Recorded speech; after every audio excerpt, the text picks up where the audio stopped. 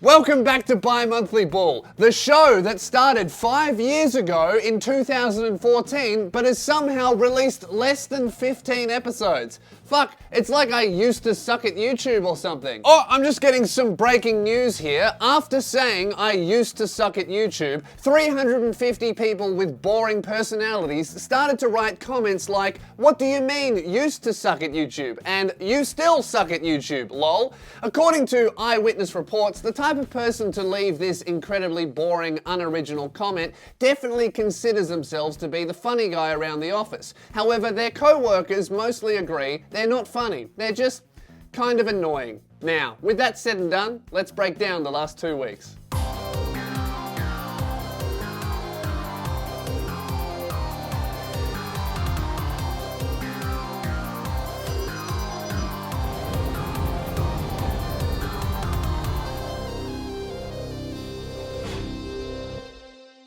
Google just announced their new gaming console Stadia, which requires no hardware, no downloads, no installs. It's just streaming straight from the internet to your PC, mobile, tablet, wherever, a full game. Most of the world is incredibly excited about this. Most of the first world. A lot of other countries are worried about food and AIDS, but the first world is very excited, except for Australia, who are still trying to work out how to stream a 1080p Pornhub video.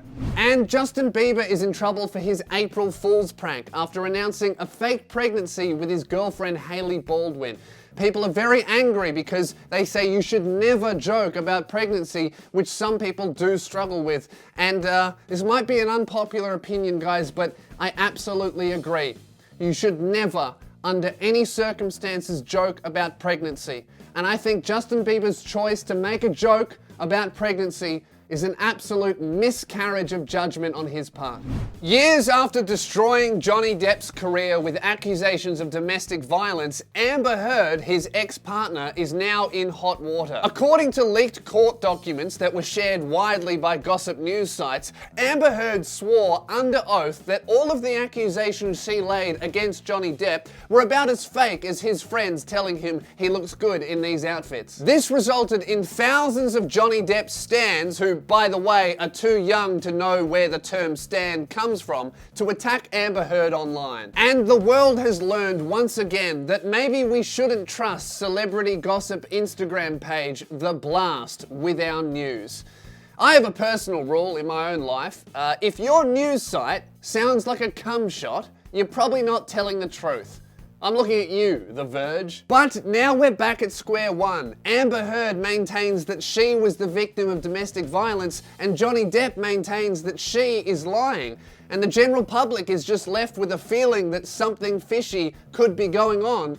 But at least we don't have to deal with another fucking Pirates of the Caribbean movie. However, when confronted with accusations of committing domestic violence against Johnny Depp, Amber Heard skipped the controversy by coming out and announcing that she was bisexual, which is a classic move we all know was invented by Kevin Spacey. And now, inspired by the two of them, after the documentary Leaving Neverland, Michael Jackson has returned from the grave to announce that he is homosexual.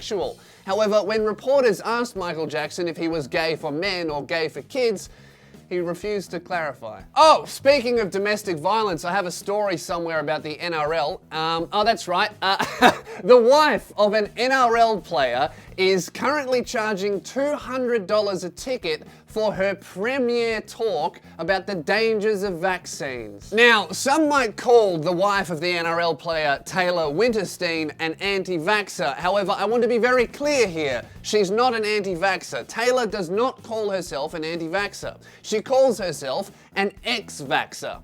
And fuck, ex-vaxxer sounds like a version of X Factor, except instead of, being a general talent show where people chase their dream and try to become really good at something, it's just, trying to see how good a 3-year-old can get at the piano before they die of the measles.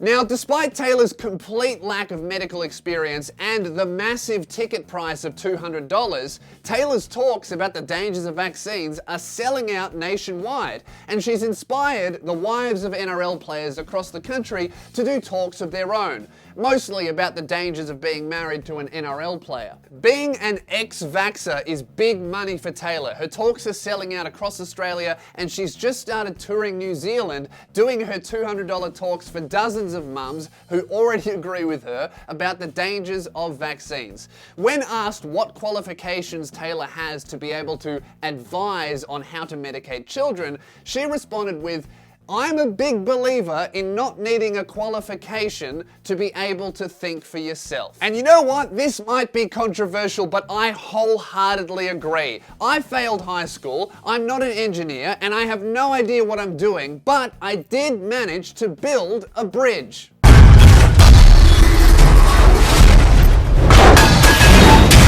Hey, whatever, the bridge fell down, so what? Who cares? You know, if you look into the numbers, the statistics, there's actually a massive correlation between engineering degrees and autism. That's something that Big Bridge doesn't want you to know. I'd say the biggest indicator that you might be listening to a fucking idiot isn't the fact that she's not a doctor. Who cares? That's fine. It's the fact that the people who will follow her are paying $200 to sit on a fold-out chair and listen to an hour of the wife of an NRL player giving advice about medicine. Fuck, you couldn't pay me $200 to listen to the wife of a rugby player tell me about anything. As far as I'm concerned, $200 a ticket, that's just a dumb cunt tax. So pay up, fuckhead. Lewis in a slightly different sweater here now to tell you all about Ridge Wallet, who is the sponsor of Bi-Monthly Bull. Ridge Wallet is an RFID protected wallet, meaning that nobody can scan your cards and steal all of your money, and then you can probably afford something better than a fucking basement to film in. Ridge Wallet is a cool little wallet company. What they do is they just have great little form-fitting wallets that don't look stupid and ridiculous in your pocket.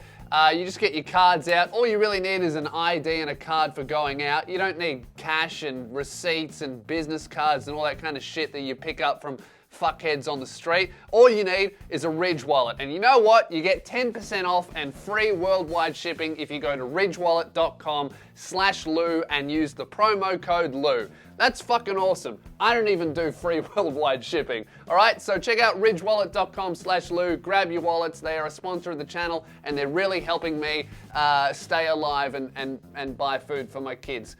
So thanks to Ridge Wallet. All right, I'm gonna go back to Lewis in the other sweater, and he's gonna finish the video for you.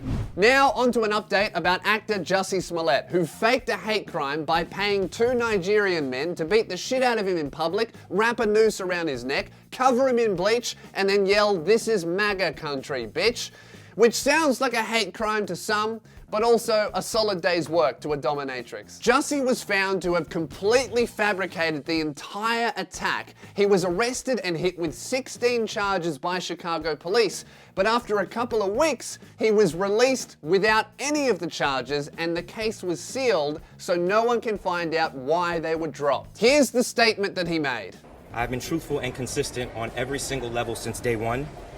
I would not be my mother's son if I was capable of one drop of what I've been accused of. After this statement, Mrs. Smollett is reportedly devastated to find out that she's not actually Jussie's mother and therefore is unable to disown him. And in a surprise press conference, the prosecutor of Jussie Smollett, who dropped the charges, said that just because the charges have been dropped does not mean that he's innocent, and he still believes that Jussie did commit the crime. Here's a clip from that press conference. Yeah, look guys, it's incredibly obvious that he did fake the hate crimes, and just because we're completely pardoning him does not mean that he's innocent. He definitely did it, okay? We're just saying that he's allowed to fake hate crimes because he's famous and we're corrupt. And now onto the apocalypse. Article 13, a bill that could mean the death of original content being created online, was passed by hundreds of 60-year-olds who don't understand or use the internet. After the bill was passed, 13 members revealed that they accidentally voted the wrong decision on their screen for the bill, meaning that potentially the bill would not have been passed if the people voting for it understood how to use a fucking computer. In future, all politicians will be barred from voting on internet policy until they can prove without a shadow of a doubt they know how to change the ink on their printer without calling their grandchildren for help. Unfortunately, it does look like Article 13 has been passed and there may not be anything that we can do about it. So to finish this video, what I'd like to show you is a compilation of original memes created about Article 13. I hope you enjoy. Alright, Lewis in a slightly different sweater has returned to let you guys know that that's the end of the video. Thank you very much for watching. If you do enjoy, make sure you subscribe. I do a new bi-monthly bull every 2 weeks, twice a month, because that's what fucking bi-monthly means, alright? Stop debating about it in the comments. It's twice a month, alright? So thank you very much for watching. If you want to support the show and everything that I do and get early access and cool rewards like a Discord, I have a Patreon. Discord's really popping off in there. I've been bullied quite a bit. So thank you very much for watching Bi-Monthly Bull.